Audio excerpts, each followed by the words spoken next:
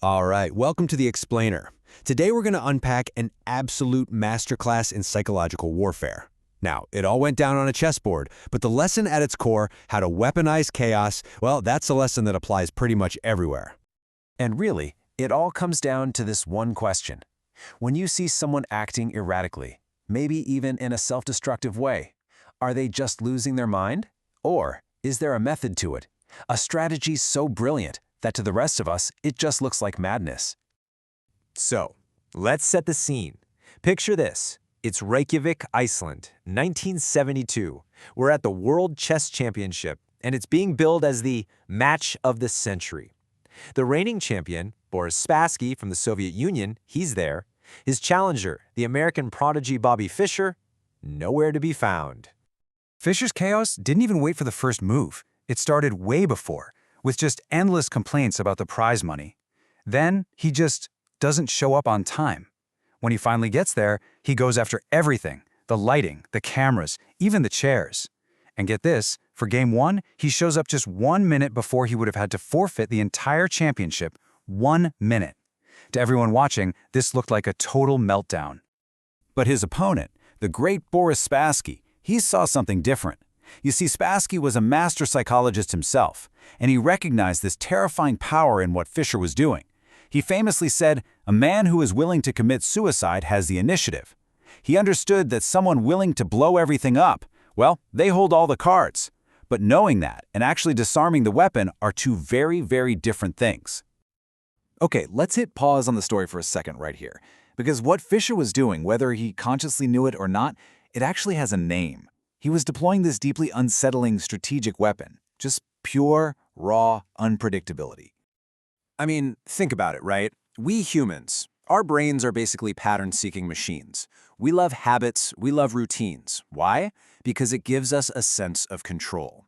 So when you deliberately, intentionally break those patterns, you're yanking that control away from your opponent. They get so bogged down trying to figure you out, trying to guess your next move, that they completely forget their own game plan.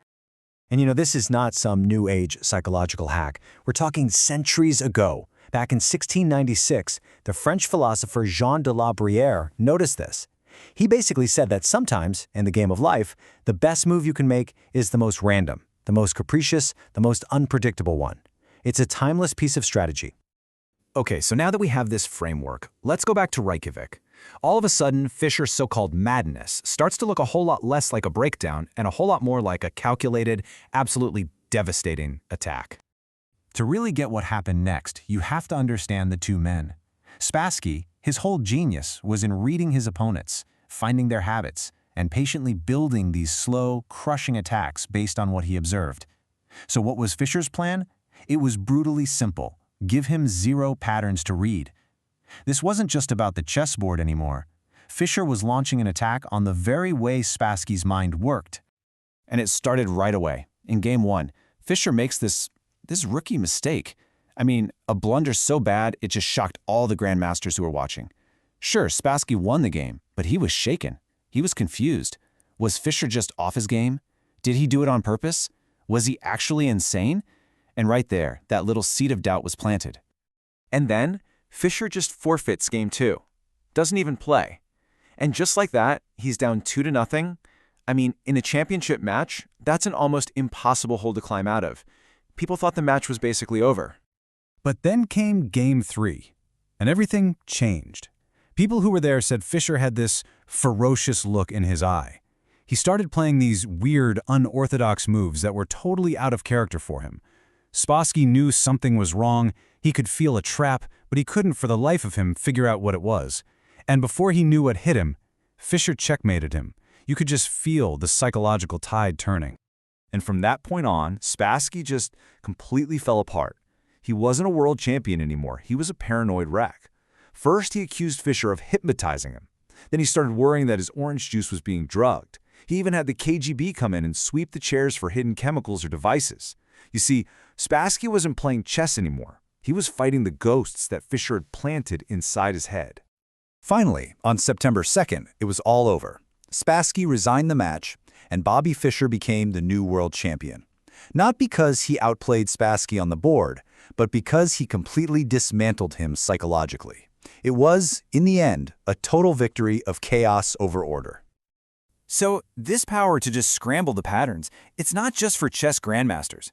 This is a tool you can see being used in all kinds of competitive fields, from the art world all the way to the boxing ring. Take Picasso, for example. He would build up this really comfortable, predictable relationship with his art dealer, and then, out of nowhere, bam, he just refused to sell him anything. This complete break in the pattern would send the dealer into a total panic. He's thinking, why? What did I do wrong? And almost every time, the dealer would come back, not just apologizing, but with a much, much higher offer, just desperate to get that comfortable, predictable relationship back. Or how about Muhammad Ali and the famous rope-a-dope? Okay, so step 1, the lie.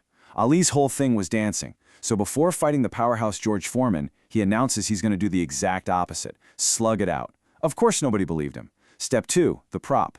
His trainer actually loosened the ring ropes, a physical clue that everyone missed. Then, step 3, the shock. The bell rings, and Ali does exactly what he said he would. He leans back on those ropes and lets his stunned Foreman punch himself out, which led to step 4, the knockout. Ali used his own predictability as the ultimate weapon of misdirection. So, what's the big takeaway here? Why does any of this matter to you and me? Well, it's about recognizing that there's a hidden danger in our own habits, in our own predictability. The source material we're drawing from uses this incredible metaphor. It says unpredictability is like a cyclone. It's a force of nature you can't see coming, you can't really defend against, and it just sows terror and confusion everywhere it goes.